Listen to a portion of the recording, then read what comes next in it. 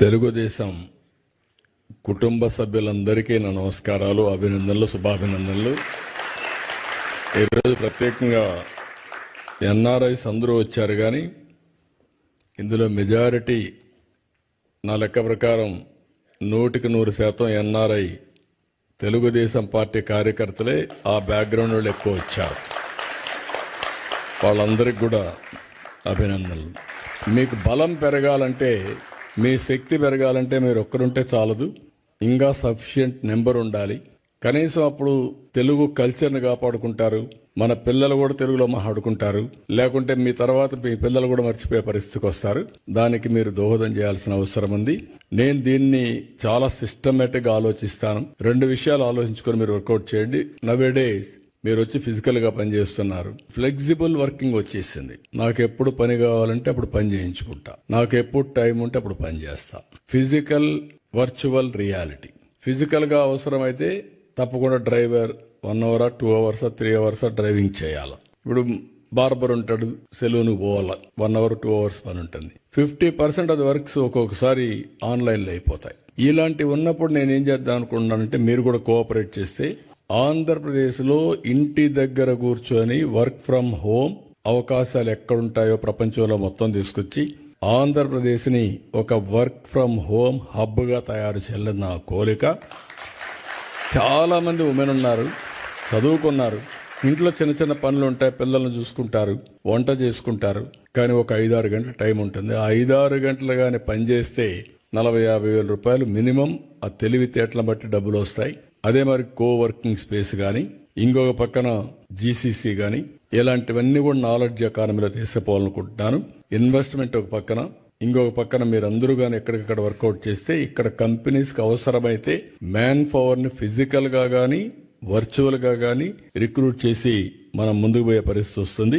ఈ విషయం కూడా మీరు గుర్తుపెట్టుకోవాలి. చాలా దేశాలు చరిత్రలో చాలా మంది నాయకులు పౌరుల్ని తయారు చేయడంలో వాళ్ళు ఒక బాధ్యత తీసుకొని చేశారు. ఒక సింగపూర్ ని ఒక ఫిషర్మెన్ విలేజ్ ని ఈ రోజు మోస్ట్ లివబులే కాకుండా మోస్ట్ అడ్వాన్స్డ్ దేశంగా తయారు చేశారు. ఒక పబ్లిక్ పాలసీలో ఆనాటి పాలకులు లీ కువాన్ యూ. ఇలాంటి అన్ని దేశాల్లో కూడా మనం చూస్తే ఇదే చరిత్ర మనకు గుర్తొస్తుంది. చరిత్ర అంతా నేను అందుకే 95లో ముఖ్యమంత్రి అయినప్పుడు ఆలోచించాను. మన రాష్ట్రం అంతా ఆంధ్రప్రదేశ్ అంటే వ్యవసాయం, అక్కడికక్కడే వ్యవసాయం చేసుకుంటూ అదే పనుల్లో ఉండేవాళ్ళం. మీరు గుర్తుపెట్టుకోవాల్సింది, మీలో కూడా ఎందుకు నేను మాట్లాడుతున్నానంటే, ఎప్పటికప్పుడు మీలో కూడా ఒక ఆలోచన విధానం రావాలి, చైతన్యవంతులు కావాలని చెప్తున్నాను. 91లో ఆర్థిక సంస్కరణలు వచ్చాయి. నేను 95లో ముఖ్యమంత్రి అయ్యాను. 93 ఆ ప్రాంతంలో ఇంటర్నెట్ రెవల్యూషన్ వచ్చింది. ఎవ్వరూ చేయని సాహసాలు నేను చేశాను. ఆ విషయం మీరు గుర్తుపెట్టుకోవాలి. మొట్టమొదటిగా 2nd జనరేషన్ రిఫార్మ్స్ నేను ప్రారంభించాను.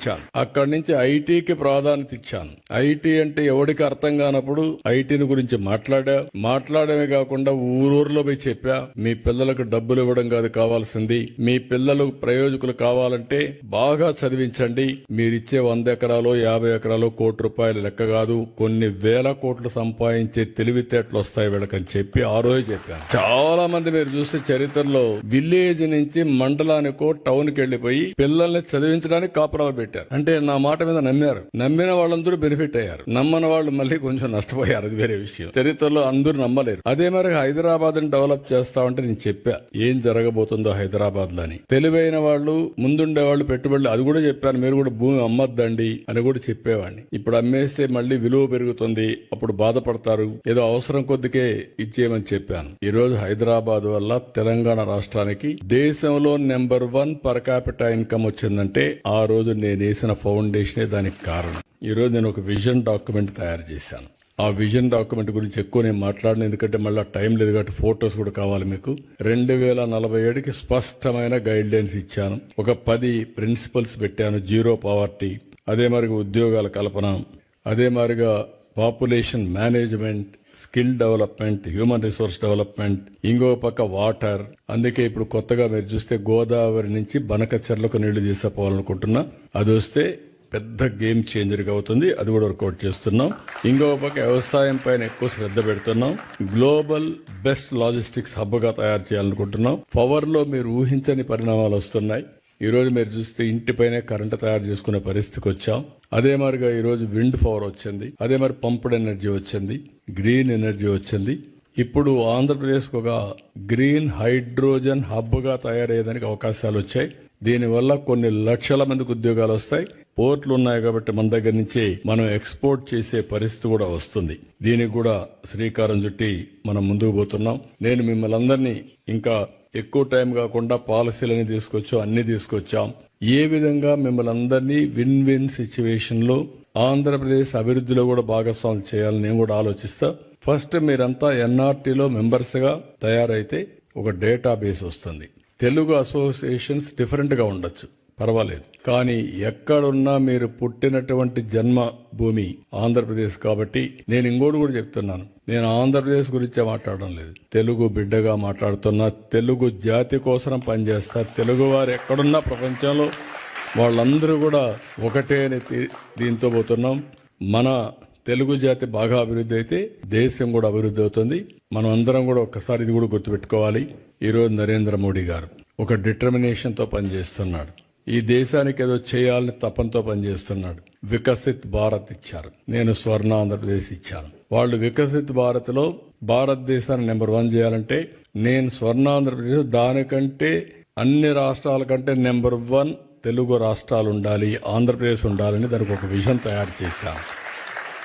నా జీవితంలో ఇన్ని దేశాల్లో మీరు ఉన్నారని కూడా ఊహించలేదు. నేను మీరు వెళ్తారని కూడా ఊహించలేదు. చెప్పాను చాలాసార్లు, ఎప్పుడు మాట్లాడినా చెప్తూనే ఉంటాను. కానీ దాన్ని అందిపుచ్చుకొని మీరు ఇన్ని దేశాలకు పోతే ఫస్ట్ టైం నేను జైల్లో ఉన్నప్పుడు ఎక్కడెక్కడి నుంచో మీరు డెమాన్స్ట్రేషన్లు చేస్తా ఉంటే ఇన్ని దేశాల్లో తెలుగు వాళ్ళు ఉన్నారా అని నాకే ఆశ్చర్యం కలిగే పరిస్థితి వచ్చింది. అది 1-2 రోజులు చేయాలా మీరు? నేను జైల్లో ఉన్న 53 రోజులు నిరంతరం మీరు ఉద్యమాలు చేశారు. దీనికి నా జీవితాంతం నేను అనుకున్నాను. కొంతమంది చనిపోయినా గుర్తుంటారు కానీ నేను బ్రతుకున్నగానే గుర్తుపెట్టుకున్నారంటే నా జీవితంలో మర్చిపోలేను. అక్కడి నుంచి ఎన్నికలు వచ్చాయి. ఎన్నికల్లో కూడా చాలా సమర్థవంతంగా మేము ఆలోచించాం. రాష్ట్ర భవిష్యత్తు ఒక పక్క, రాజకీయాల్లో ఉండదగ్గ వ్యక్తి కాని వ్యక్తి ఆ రాష్ట్రంలో ముఖ్యమంత్రిగా ఉంటే ఏం జరిగిందో మనం చూసాం. అందుకని అందరం కలవాలనుకున్నాం. తెలుగుదేశం, జనసేన, బీజేపీ 3 పార్టీలు కలిసి పోటీ చేశాం. పోటీ చేస్తే నాకే ఆశ్చర్యం వేస్తుంది. ప్రపంచంలో ఎక్కడెక్కడి నుంచో వచ్చారు. మీరు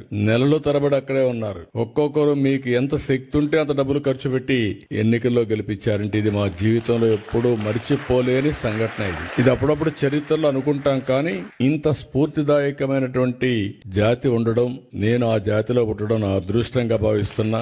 అందుకే మళ్ళీ చెప్తున్నా, మళ్ళీ జన్మ అనేది ఉంటే మళ్ళా తెలుగు జాతిలోనే పుట్టాలని చెప్పి భగవంతుని కోరుకుంటున్నా.